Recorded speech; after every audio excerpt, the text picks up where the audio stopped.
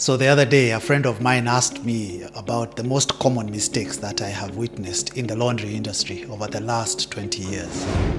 Now that's a long list to unpack. But three of those mistakes appear to recur over and over again.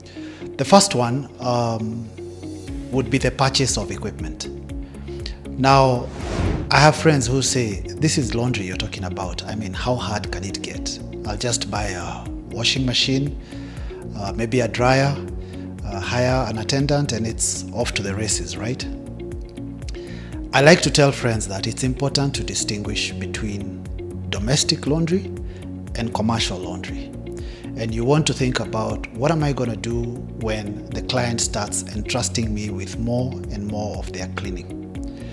When you think about laundry equipment, you want to invest in equipment that will sustain, that is durable, that will be able to handle the cleaning of clothes every day round the clock. And domestic machines are just not cut out for that kind of rigor.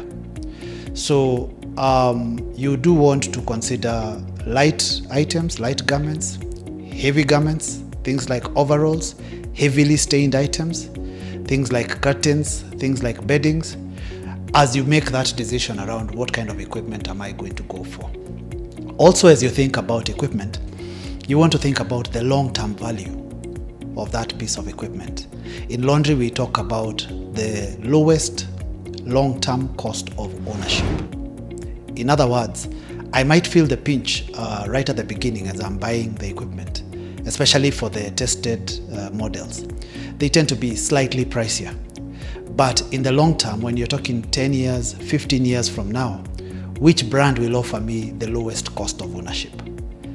And I have seen friends make the mistake of going for domestic or even cheaper industrial equipment, which doesn't get them beyond the second year or the third year before you start reporting things like breakages, or you have machines that struggle with spills, sometimes water spills on the wet cleaning side, and solvent spills on the dry cleaning side, right?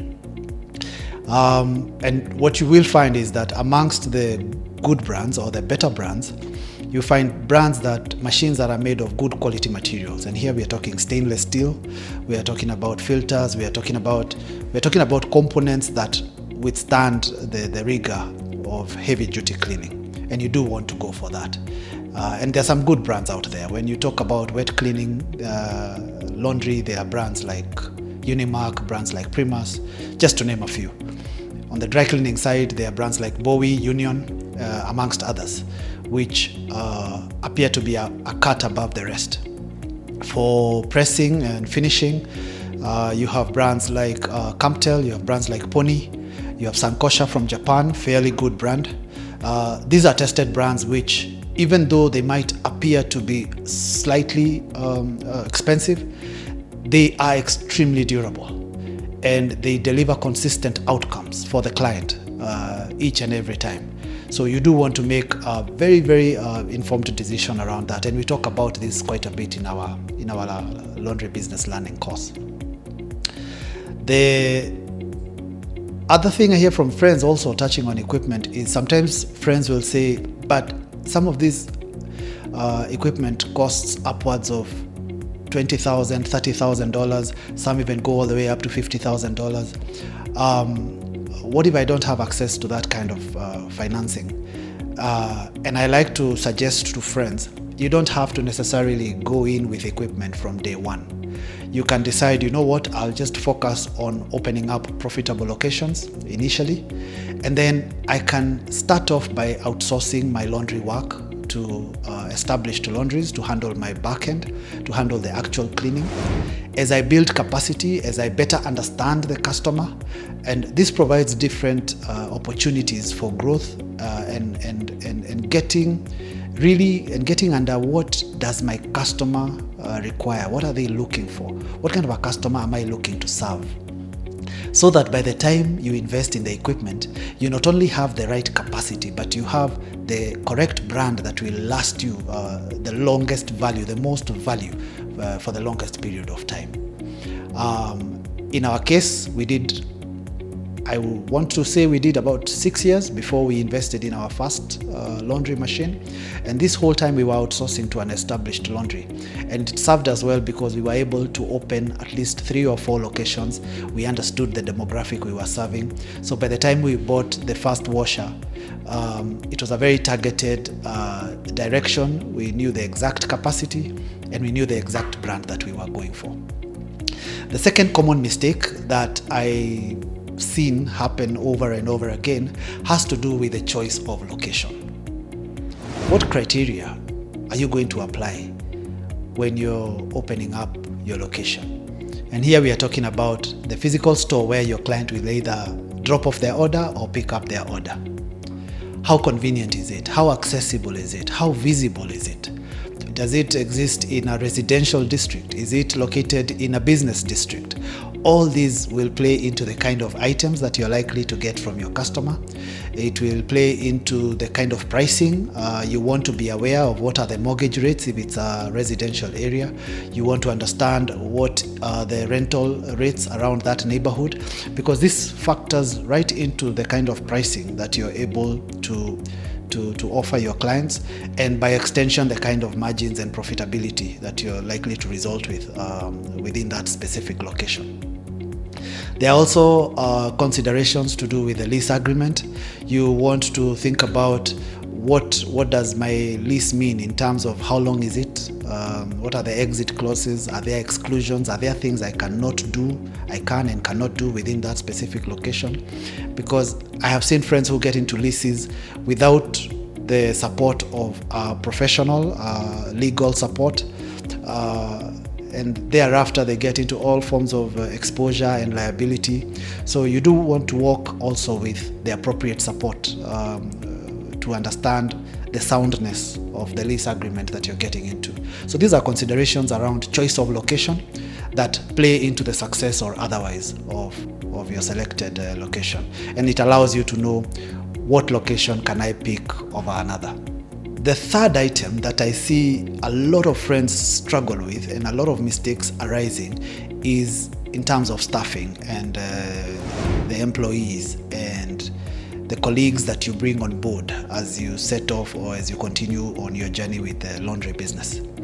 The kind of people that you hire play a critical role. And what happens here a lot of times is friends tend to just look around for somebody who has 1 year, 2 years experience in the industry. Sometimes maybe go over to a neighboring laundry and offer a member of staff slightly more than they're earning and have them come over and work for you.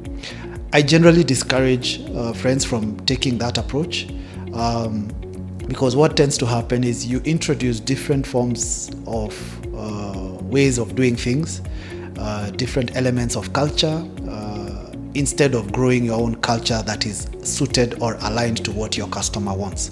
I generally recommend to friends to invest time and energy in training staff, especially for the customer-facing staff, because you do want to build, especially the initial staff, you do want to build the culture and a very deliberate fabric within your staffing elements of what you want to be delivered for your client. I tell my friends to focus on the customer that they're serving. This is somebody who is entrusting you with their very personal items. There is an implied expectation of an enhanced and an elevated sense of responsibility and empathy. The client expects you to treat their items with a certain level of respect. So as you hire, as you bring in people through the door, you want to bring in people who understand this and who have great attention to detail and an enhanced level of empathy. Remember that your client will evaluate the quality of your service based on various things. In laundry, we like to call them the service quality elements of laundry. For one, your client wants to appreciate how reliable are you. In other words, what's your ability to deliver a consistent and defect-free cleaning experience? Meaning every time they bring their shirts, their suits, their dresses, their beddings, their curtains, you deliver a cleaning experience that is free of defects. There are no missing buttons, there are no missing zippers, there are no tears, there are no missing items, there are no mix-ups. And that experience should be delivered consistently. And based on that, your client is able to say, yes, I think this service provider is reliable. Secondly, you do also want to bring in people who understand the concept of responsiveness. When your client requests a pickup, whether it's a pickup for laundry, or whether they want their laundry delivered, or whether they want their laundry to be ready at a certain time, they want a response that's quick and prompt and reasonable. That could be a voice text, it could be a voice call, it could be an email. Responsiveness is huge in the client's eyes when it comes to evaluating whether you're offering a quality service or not. The other one is empathy. They want you to handle their items as if those were your items. Like you put yourself in their shoes and clean that item in a most empathetic manner. So that if they missed something, if they left something in their pockets, you will retrieve it and bring it to their attention. If there was a missing button, you'll be able to fix that. If they, for whatever reason, forgot to leave an instruction, you reach out, you put yourself in their shoes, and you handle that item accordingly. The client will also expect that your attendant or your representative has sufficient service knowledge. In other words, they have been put through the appropriate training to empower them to respond to any potential questions that might come in the course of processing that order. You're talking about the specific way that a customer wants their items cleaned, the way the stains are going to be handled. The customer might have preferences as far as how the items are folded, how they are pressed, how they are presented, the time of delivery. Maybe they want them for a particular event, or maybe they are traveling.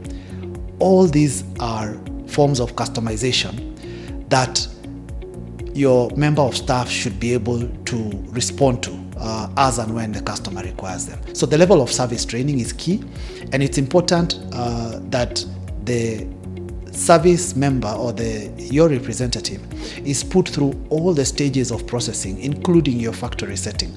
They need to understand most, if not all, of the technical aspects of the cleaning. So if it is things to do with spotting, what chemicals are used for removing which stains, if it is issues to do with the wet cleaning, what kind of detergent, what kind of temperature is used, what kind of agitation is required for different fabrics, what kind of sorting goes on for colors, for fabric, what kind of pressing is required to be done on different garments. When it's dispatch, what kind of a system do you use to sort and to isolate and to ensure that there are no mix-ups? All these, including shipping, all these are the technical aspects of the facility for which your customer-facing staff need to be empowered in order to respond appropriately to your customer. We tackle these quality elements a lot in the laundry business learning course in order to just bring out what are some of the things that are important to the client when they're evaluating your service.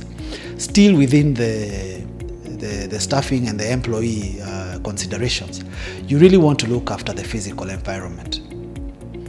By physical environment, we are talking about, what does your store look like? How orderly is it? How chronologically are the orders placed? Does it take a very long time for somebody to retrieve the order when the client comes for it, just because the store is not in an orderly state? The physical appearance of your representative. Do they look neat and presentable? Do they look clean? Do they look like they can be perceived to be the custodian of laundry expertise just by the way they present themselves, including the vehicles in which the laundry orders are either picked up or delivered? All these service quality elements play a huge part in determining how your customer rates or evaluates the quality of your service. And if they are taken into account, each and every one of them, then you find yourself competing less and less on price and competing more and more on value, which is a more enduring competitive advantage. In all the above scenarios, you will find that if you leave out the voice of the customer, then the mistakes are likely to arise. It is important to maintain the voice of the customer in all your decisions around purchasing the equipment, selecting a store, and even going about your hiring decisions. If you choose to walk with the voice of your target audience, then it's only a matter of time before the referrals come calling and true scale results. If you're interested in learning about how to start and grow your laundry business, head over to laundrybusinesslearning.com. We are always happy to help. My name is Sam Wanyoike. See you inside.